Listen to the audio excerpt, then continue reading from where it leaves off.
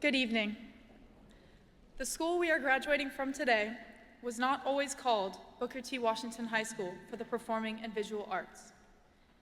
It was originally African American High School No. 1, Dallas's first African American high school.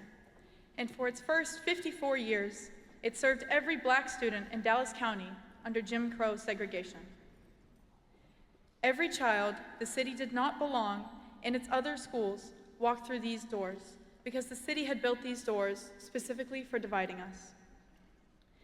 It became an arts magnet after the city of Dallas was sued for refusing to comply with desegregation orders exactly 50 years ago. Sued because the city would not, on its own, let children of different backgrounds learn beside one another. To solve the problem of segregation, they proposed to make African American High School No. 1 into an arts magnet. The hope was that art might do what the law had failed to do: attract student artists of every demographic voluntarily into the city center, into the same building to learn together and, more importantly, to learn from each other. Think about what that means. The people who made this decision were not idealists. They were administrators under a federal court order looking for something powerful enough to undo what generations of public policy had built. And out of every option available to them, the thing they reached for was art. Not legislation, not punishment, not persuasion. Art. Because somewhere in the difficult debate about how to bring people together, somebody understood what every one of us in this room has spent 4 years learning: that art is the one thing humans innately have that consistently invites people to come together, the thing that humans make when worlds fail to address what we're trying to say. This is what our incredible faculty have trained us to become for 4 years. A sculpture does not evaluate who is standing in front of it. A piece of music does not ask the audience where they grew up or how wealthy they are before it decides whether to move them. A monologue delivered honestly will reach across the aisle in a theater filled with people who agree on nothing else. And for the length of that monologue, they will be in the theater in a way they were not in a voting booth.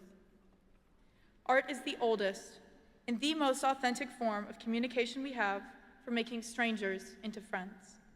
It predates every government that has ever tried to divide us, and it has outlived all of them.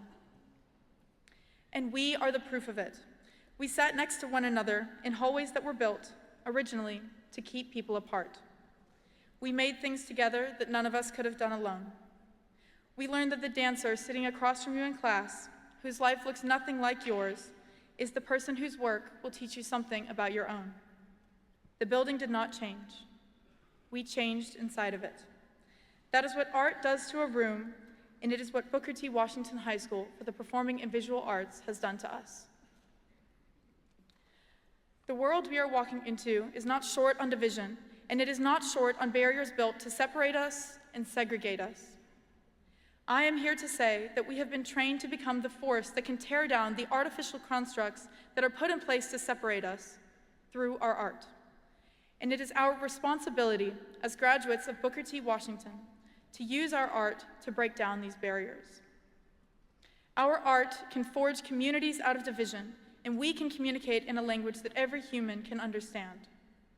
Remember the 4 years that we walked through the halls of a school that was created with the intention to separate and was brought together through art. Know that we too can do the same. Booker T. Washington is not only a school for the arts.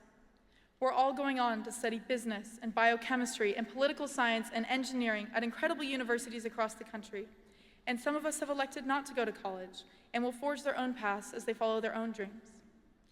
If you are sitting in the audience, wondering how a class of dancers and musicians and actors and visual artists end up scattering into every department of every type of university across America, the answer is the thing I want to tell you the most about this school.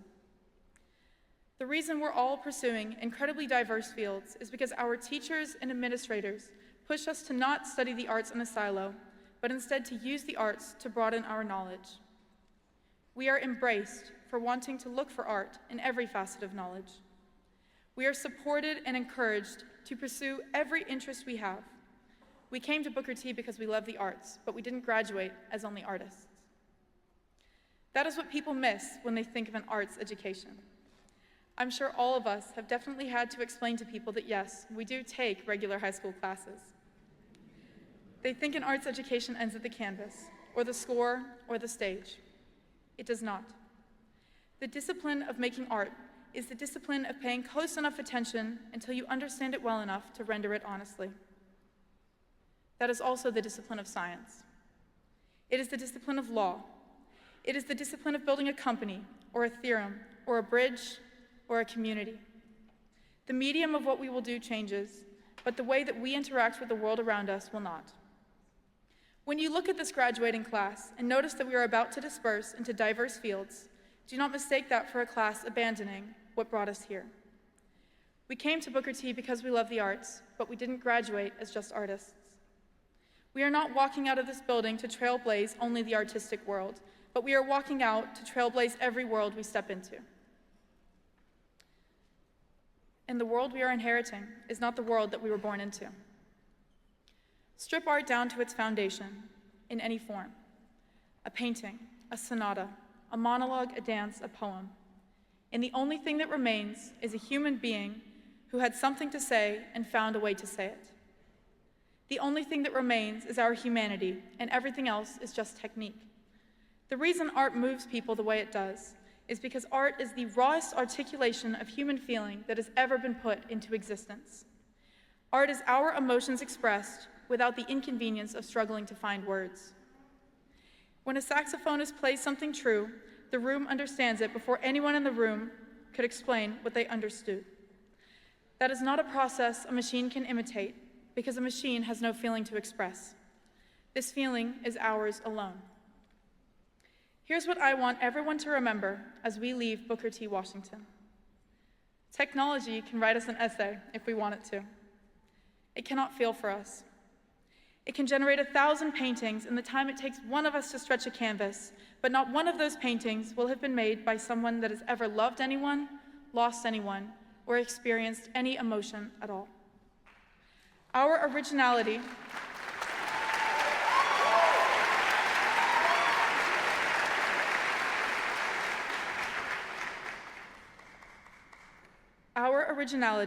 is not a skill we acquired at Booker T. It is the thing the school spent 4 years teaching us to celebrate, but more importantly, to protect. To recognize as ours, to trust, to put on a stage in front of strangers and refuse to apologize for.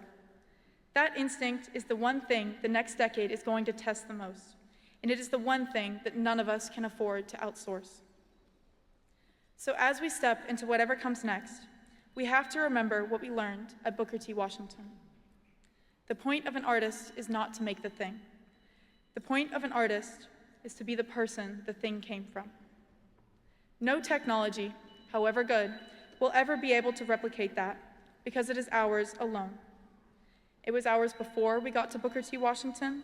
It was cultivated by our faculty, administrators, staff, in the 4 years that we spent in this building, and it is what we are walking out with today. There is not one person employed at this campus, from Ms. Wallace and Ms. Jackson at the front desk, to Mr. Williams, Ms. Countryman, and Dr. Barrett in the front office, to our teachers, who do not dedicate every ounce of their being to helping us thrive at Booker T. Washington. I aspire to become like them. Their leadership is central to all of our combined successes. And I would be remiss if I didn't highlight how fundamentally important the counseling office has been to all of us.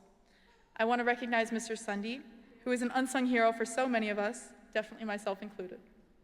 I want to recognize Ms. Butler and Ms. Belmonte, who have also been instrumental in our path to securing college admission. Thank you.